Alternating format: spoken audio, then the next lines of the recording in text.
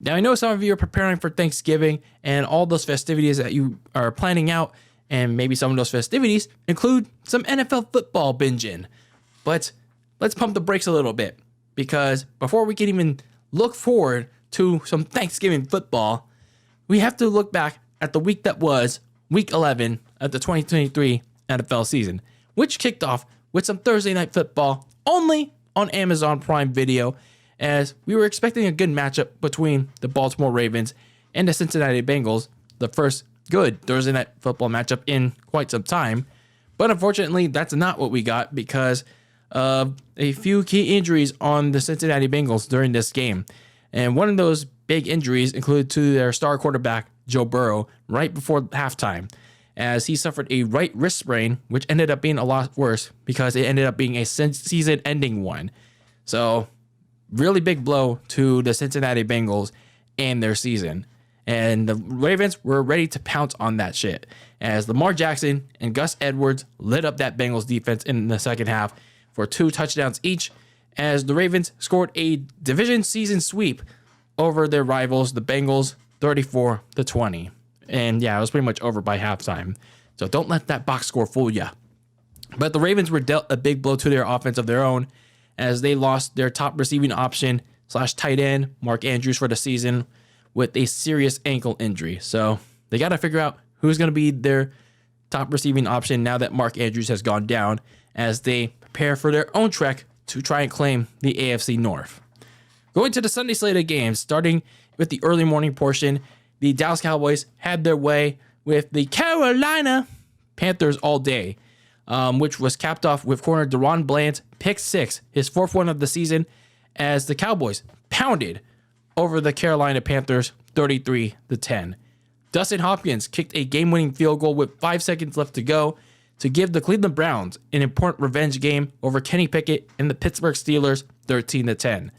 The Lions overcame 3 interceptions from Jared Goff to come back 12 points down with 4 minutes left to go in the game, as running back David Montgomery scored the game-winning rushing touchdown at the goal line on his old team, the Chicago Bears, and Aiden Hutchinson on defense forced a strip sack safety on the returning quarterback, Justin Fields, as the Lions came back to beat the Bears 31-26. Jordan Love threw a clutch touchdown to Romeo Doubs with over 2 minutes left to go, down 20-16, as the Packers held on afterwards to beat the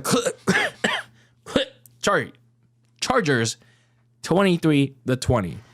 The Texans offense, they were shut out in the second half.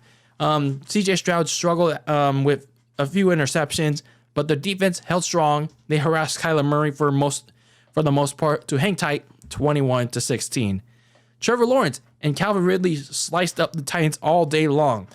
Trevor Lawrence had 4 combined touchdowns, 2 passing, 2 rushing, as the Jaguars crushed their division rivals 34-14.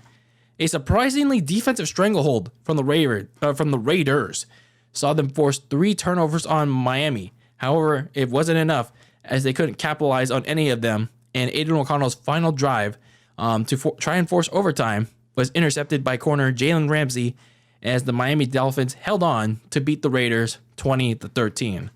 The Giants pounced on 6 Washington turnovers with 3 Tommy DeVitos. Yes, Tommy DeVito, ladies and gentlemen.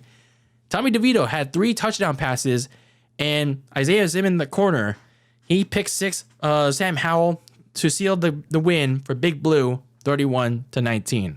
Going into the afternoon slate of games, Brock Purdy and the 49ers offense broke things open in the third quarter with 2 big touchdowns to Brandon Ayuk and George Kittle, but their defense had to hold off multiple rallies from Baker Mayfield and the Bucs, and unfortunately for them, they couldn't capitalize on the red zone multiple times, as the 49ers held on to beat the Bucs 27-14.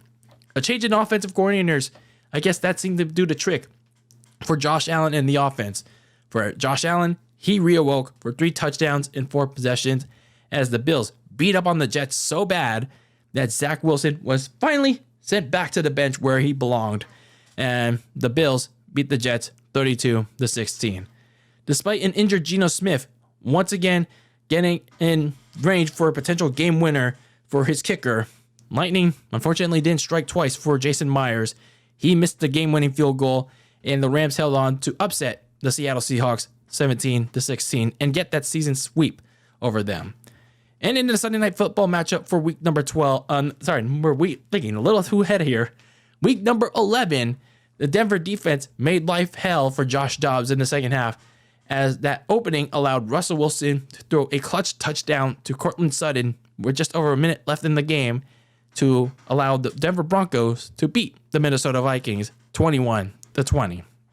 Then in the Monday Night Football game for week number 11, the one that I'm still thinking that will sink Monday Night Raw this week, the big one, ladies and gentlemen, the Eagles overcame many struggles on offense and got that one big break in the fourth quarter as Jalen Hurts got a big lob bomb to Devontae Smith to set up his push touchdown and give the Eagles a lead that they will never give up, as the Eagles defeated the Chiefs 21-17 and exact some revenge from that Super Bowl loss back in February.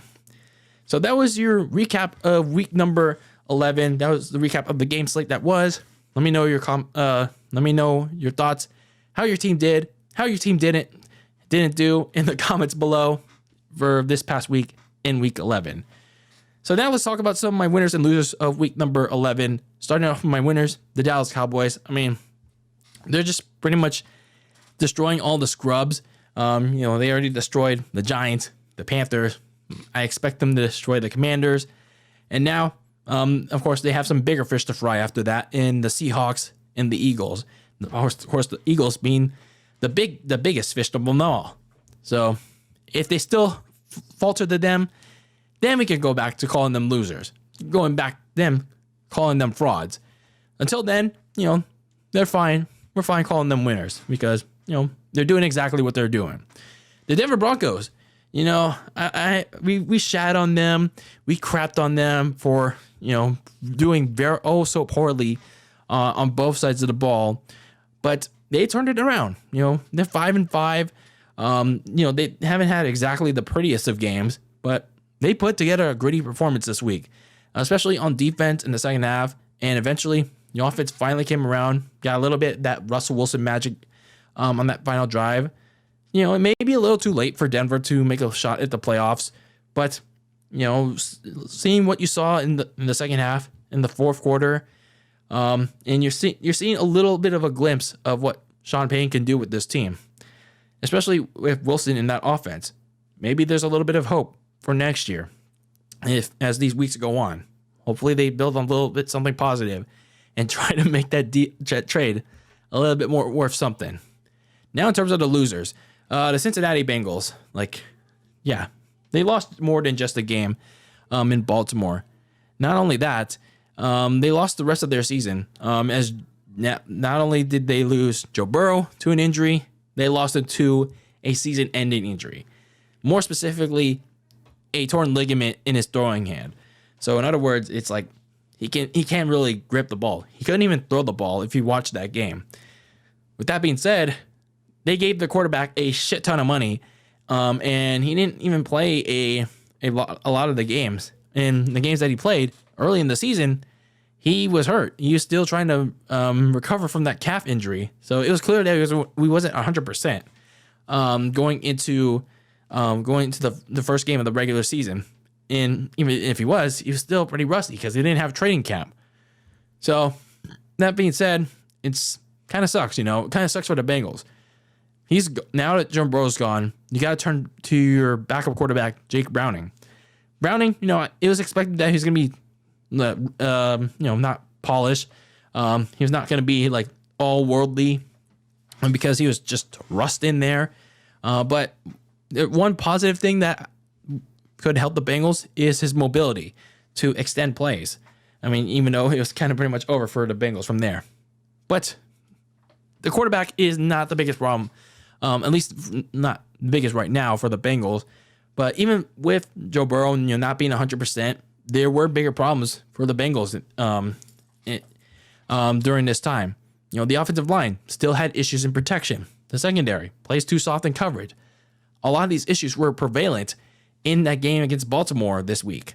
So the Joe Burrow being out for the rest of the season, exasperates that. it pretty much magnifies all of these problems into one glaring spotlight. So for the Bengals, they have to feel like a big loser, not just for this week, but going into the next month as they try to like finish out 2023. On the Pittsburgh Steelers, just like Baltimore a week ago, the Steelers, they had a good chance to gain some momentum, try to play secret agent behind the Baltimore Ravens in what's pretty much a 2-team AFC North race now, and try to keep pace in this playoff race. Instead, that wildly inconsistent offense with Kenny Pickett once again cost them the game. As Kenny Pickett has a lot of offline throws, he turned it over a couple times, so they blew their chances at trying to sweep this Cleveland Browns team that doesn't have their quarterback anymore. They're trying out their preseason sensation, Dorian Thompson-Robinson, and they still couldn't get it done. So for the Steelers, if they're gonna have this kind of performance the rest of the way, yeah, count them out. You can pretty much count them out of trying to catch up to Baltimore. So my big takeaway from this past week in Week 11, I think it's pretty much safe to say that the Kansas City Chiefs have a wide receiver problem. I mean, I pretty much said this for quite some time, and if it wasn't magnified, if it wasn't spotlighted enough, then this is the game that will heavily spotlight this. Against the Philadelphia Eagles, they dropped the ball. Like they literally dropped the ball so much that they gave the Eagles many opportunities to eventually crawl back, to eventually slither their way back in the game, like Randy Orton is coming back to Survivor Series, ladies and gentlemen. So there was a reason. There was a reason why Joe Buck kept mentioning that the Chiefs lead the league in nearly 26 drops.